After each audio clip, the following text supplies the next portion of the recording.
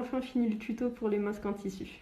Donc je répète, c'est pas un dispositif médical, c'est pas un masque homologué, ça vous protégera pas du coronavirus et c'est pas destiné au corps médical. C'est juste un masque mieux que rien si vous avez aucun autre dispositif médical puisque l'approvisionnement est limité en ce moment en France. Donc le masque en tissu, il va être utile pour principalement deux raisons. La première, c'est d'éviter les contacts main-bouche parce que en portant quelque chose sur le visage, ça va nous rappeler qu'on ne doit pas se frotter le nez ou la bouche, tout comme porter des gants permet de se rappeler de ne pas se frotter les yeux. Et la deuxième utilité, ça va être de créer une première barrière de protection contre les projections de mini-gouttelettes quand on parle. Donc un masque comme ça se porte que quelques heures, ça se porte pas toute la journée.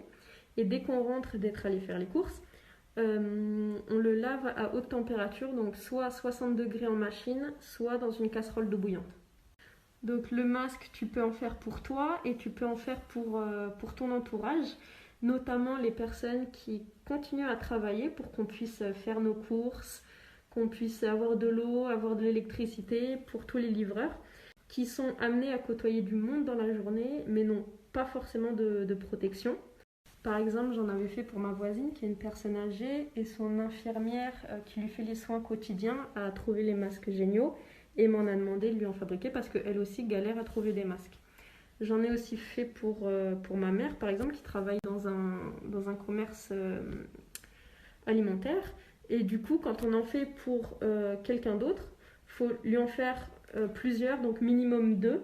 Ma mère, par exemple, je lui en ai fait 4 parce qu'elle en porte un le matin, un l'après-midi. Le soir, elle les met à laver. Et le lendemain, elle en prend 2 autres, le temps que les 2 premiers sèchent. Un masque pour une personne extérieure à ton foyer, tu le laves avant de lui donner. Et il faut lui conseiller à elle aussi de relaver le masque avant de le porter la première fois par mesure de sécurité.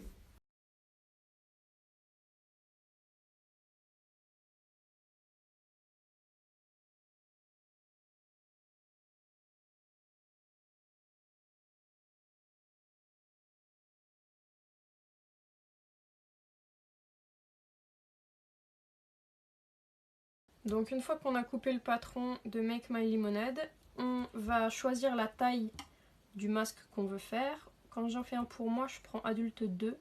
Là j'en fais un pour un homme, donc je vais prendre adulte 1. Et ensuite on découpe en fonction des pointillés de la taille choisie. Puis on colle le patron découpé sur une feuille blanche pour venir ajouter la valeur de couture. Il y a 2 valeurs de couture différentes. Pour la partie doublure et la partie molleton, c'est 1 cm ajouté tout autour du patron.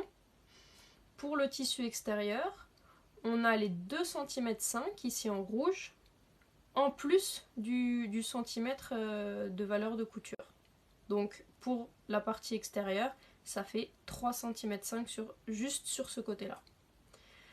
Et ensuite, on découpe tout autour.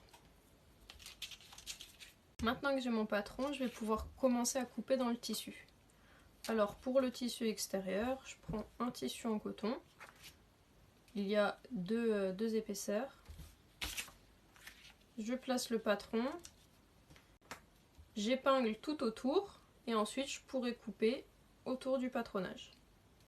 Pour couper la doublure et le molleton, on reprend le patron, mais cette fois-ci on enlève les 2,5 cm qui étaient uniquement pour le tissu extérieur et on garde que le 1 cm de valeur de couture. Donc pour ça, moi je plie pour ne pas avoir à couper et pour pouvoir réutiliser le même patron plusieurs fois. Alors, pour le molleton à l'intérieur, on garde toujours 2 épaisseurs. Et on le coupera 2 fois parce qu'on veut 2 couches de t-shirt à l'intérieur du masque. Et pour la doublure, c'est un vieux drap. Je prends donc 2 épaisseurs et je le coupe une seule fois. Donc comme pour l'étape précédente, on met des épingles tout autour et on coupe. J'ai toutes mes pièces de tissu découpées pour le masque. On va commencer l'assemblage. Donc la première étape, c'est de faire une couture sur le grand côté arrondi. On va faire la même couture sur chacune des pièces. Alors on fait attention à ce que donc on a nos 2 épaisseurs de tissu. et on coud endroit contre endroit. Donc ces parties-là seront les parties visibles. Puisqu'on fait la couture comme ça, la couture sera couturée à l'intérieur et ce qu'on voit, c'est cette partie-là. Donc ça, c'est le tissu visible et ça, c'est l'envers du tissu. Donc j'épingle. Ensuite, je passerai à la machine à 1 cm.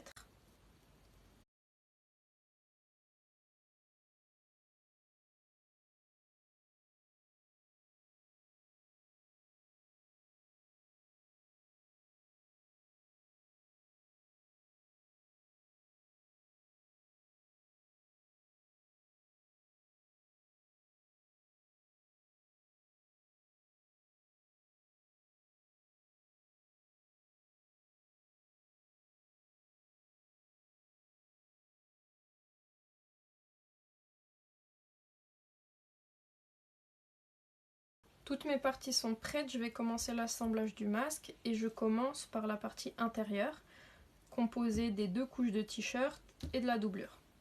Donc je prends mes 2 couches de t-shirt et je viens les assembler de manière à ce que les 2 coutures qui ont été aplaties au fer soient l'une sur l'autre. Je les mets bien en face. Je commence toujours par la pointe du masque sur le milieu devant. Donc une fois qu'elles sont bien en place, je mets une épingle. Hop. Et je viens faire pareil avec la doublure. Donc la couture aplatie au fer est à l'intérieur du masque, on ne la voit pas. Donc ça, cette partie-là, c'est la partie qui va être contre la bouche. Et de la même manière, je viens coller la couture sur celle du t-shirt et je replace l'épingle. Voilà. Ensuite, je viens assembler les extrémités.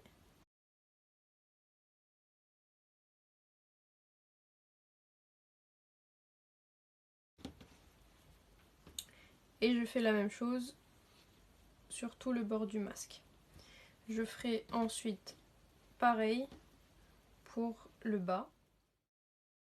J'ai bien épinglé mes 3 couches de tissu, donc maintenant je vais les passer à la machine en faisant la couture sur le haut du masque et sur le bas. J'ai fini d'assembler ma partie doublure avec l'intérieur du masque. Maintenant je vais m'occuper de la partie extérieure. Donc on se souvient que cette partie a 2 cm et demi de plus sur les côtés. Donc pour faire mon assemblage, je vais faire un repère pour retrouver ces 2 cm et demi. Je vais maintenant pouvoir assembler le devant de mon masque avec la doublure. Donc cette partie, c'est le devant du masque, c'est ce qui est vu de l'extérieur. Donc ça, ce sera à l'intérieur du masque. Et ça, c'est la partie qui est contre la bouche. Donc comme là, je travaille à l'intérieur de mon masque et que le masque sera retourné ensuite, je dois travailler endroit contre endroit. Donc la partie extérieure visible du masque contre la partie de la doublure qui est contre la bouche. Pareil que tout à l'heure, je viens mettre les 2 coutures l'une face à l'autre au niveau de la pointe du masque et j'épingle. Je viens ensuite poser les extrémités contre les petits repères que j'avais marqués. Je fais la même chose, je continue à tout épingler tout autour, en haut et en bas. Puis je fais ma couture à 1 cm.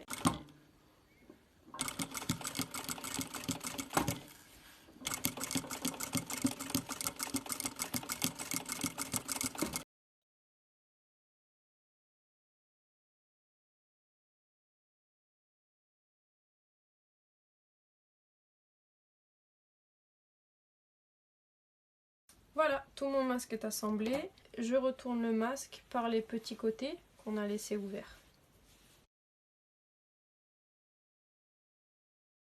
je vais repasser les coutures pour qu'elles soient bien à plat. Là il est bientôt fini, on va juste faire une surpiqûre à 2 mm le long du bord supérieur et inférieur. Et ensuite on s'occupera de faire les coulisses et ce sera fini.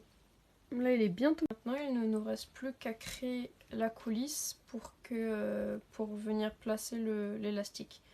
Donc je plie à 1 cm comme ça et ensuite je replie sur la doublure. Donc à l'intérieur ici, là c'est 1 cm et je viens être bord à bord contre le bord de la doublure. Puis j'épingle.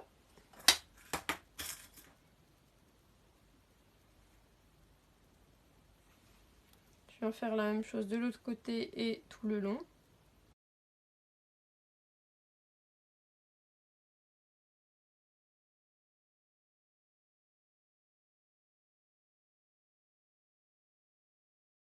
Et je vais venir piquer au bord à 2 mm de ce bord là.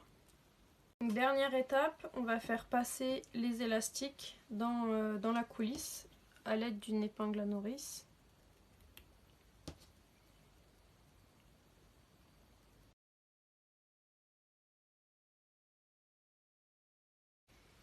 Donc là j'ai pris des élastiques qui font 30 cm. Et comme c'est pour un homme que je ne connais pas sa taille, je fais des nœuds pas trop serrés comme ça. Comme ça, la personne qui reçoit le masque pourra serrer le nœud à sa taille, couper les petites extrémités un peu plus courtes. Et quand le nœud sera serré, il sera beaucoup plus petit que ça. Et la personne pourra le faire coulisser pour que le nœud rentre à l'intérieur du masque et ne se voit pas.